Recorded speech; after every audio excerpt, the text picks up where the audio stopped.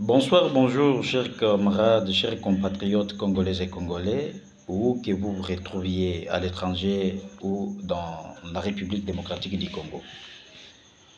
Nous avons voulu partager un court message ce soir avec vous parce que l'heure est grave. L'heure est grave, notre pays est sous la menace étrangère. Et sous la menace étrangère entretenue par les Rwandais, soutenue par l'Occident. Cette menace barbare qui n'a aucun fondement explicatif. Les Rwandais qui nous imposent une menace parce que nous avons nos richesses qui nous ont été volontairement données par le Dieu créateur. Ces dons précieux que Dieu nous a donnés.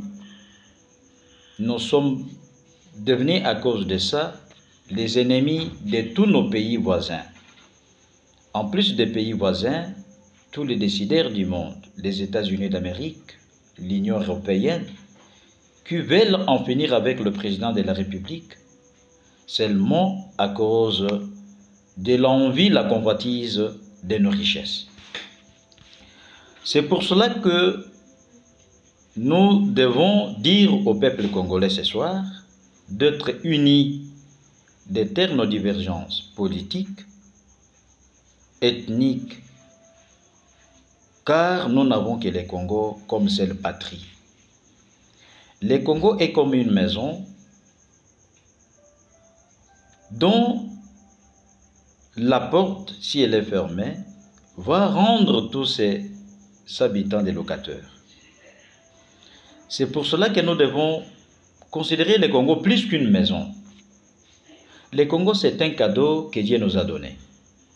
Et nous devons le protéger jalousement au prix de notre sacrifice suprême. Que vous soyez Muluba, Mukongo, Mungala, nous n'avons que ce pays comme héritage nous légué par nos aïeux. Soyons unis, chers Congolais. Mettons la politique à côté. Voyons le Congo comme la seule mère que nous ne pouvons, qu'il ne faut jamais accepter de voir être violenté.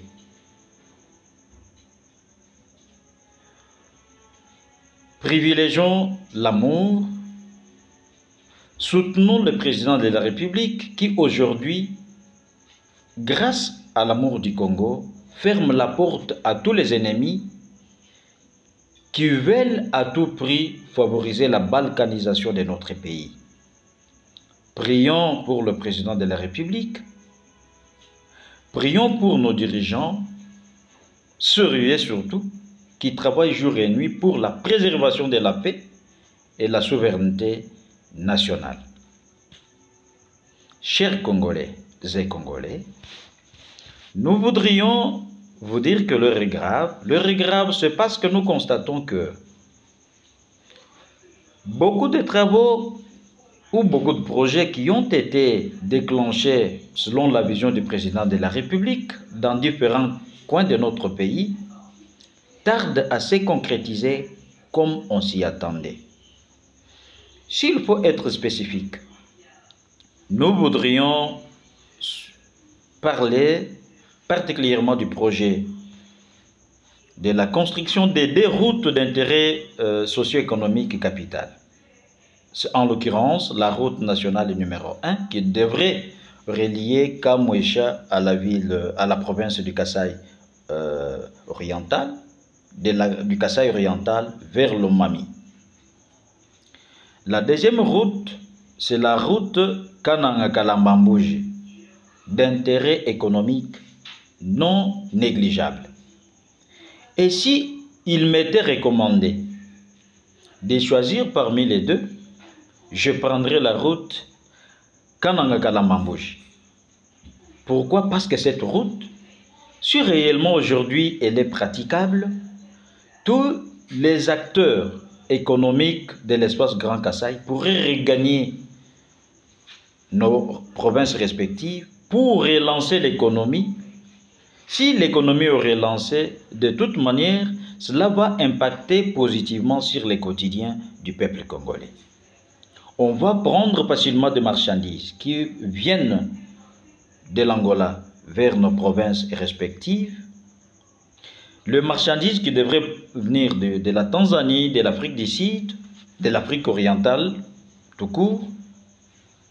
Et ça pourrait impacter sur la baisse considérable du pouvoir d'achat dans nos différentes provinces.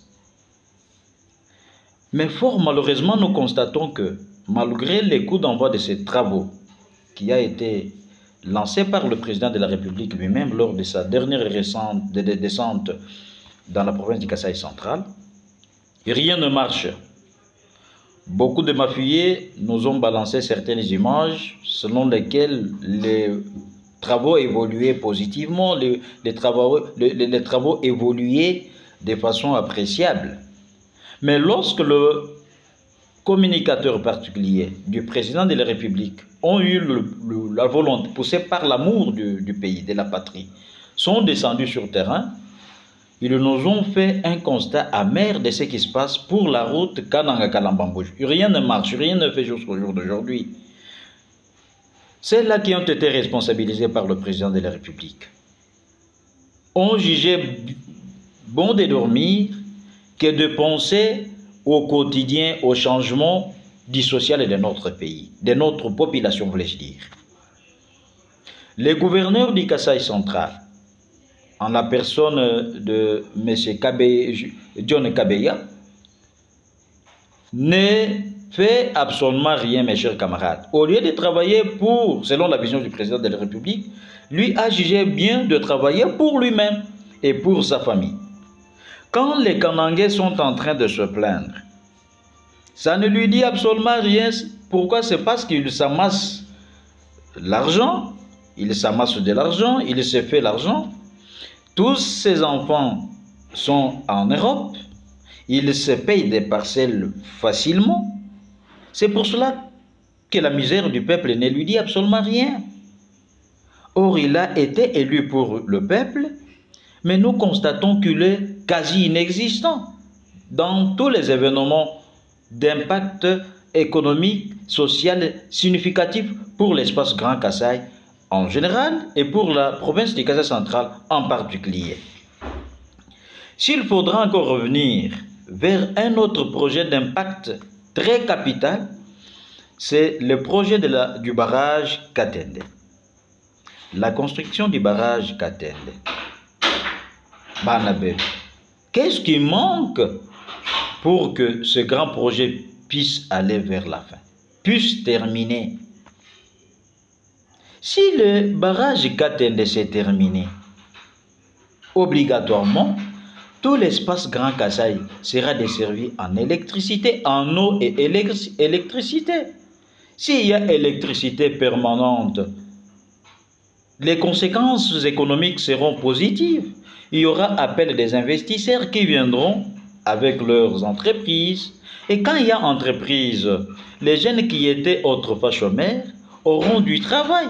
Lorsqu'on aura réellement le travail, on va baisser les chômages. Qui dit baisse des chômages? On va voir qu'il y aura une réduction significative des antivaleurs, dont la corruption, l'instrumentalisation politique, la criminalité qui bat record dans nos différentes villes. Tout ça va diminuer. Pourquoi? Parce qu'il y a eu du travail. Le travail qui est venu parce qu'il y a réellement l'électricité. Le chef de l'État, très sage qu'il est, a pu directement identifier les projets d'urgence. Il a financé ces projets. C'est seulement son entourage, les gens qu'il a responsabilisés, qui l'induisent en erreur vraiment, qui lui rendent un service démoniaque, un service honteux. Ces gens ne roulent pas pour le président de la République.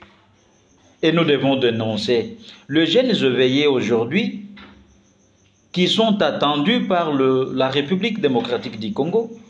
Les jeunes qui doivent avoir l'amour du pays doivent dénoncer. Quand ça part mal, on doit dénoncer.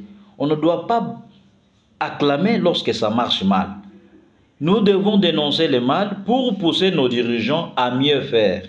Le président de la République n'est pas un président d'une ethnie. Le président de la République l'est pour toute la République démocratique du Congo. Et pour cela, il n'est pas censé connaître tout ce qui est en train de se passer dans les pays si ça ne passe pas par nous.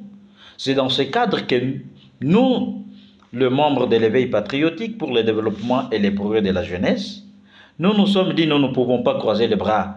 Nous devons apporter une autre dimension, une autre donne pour apporter notre pierre à l'édifice au profit du développement durable de notre Congo.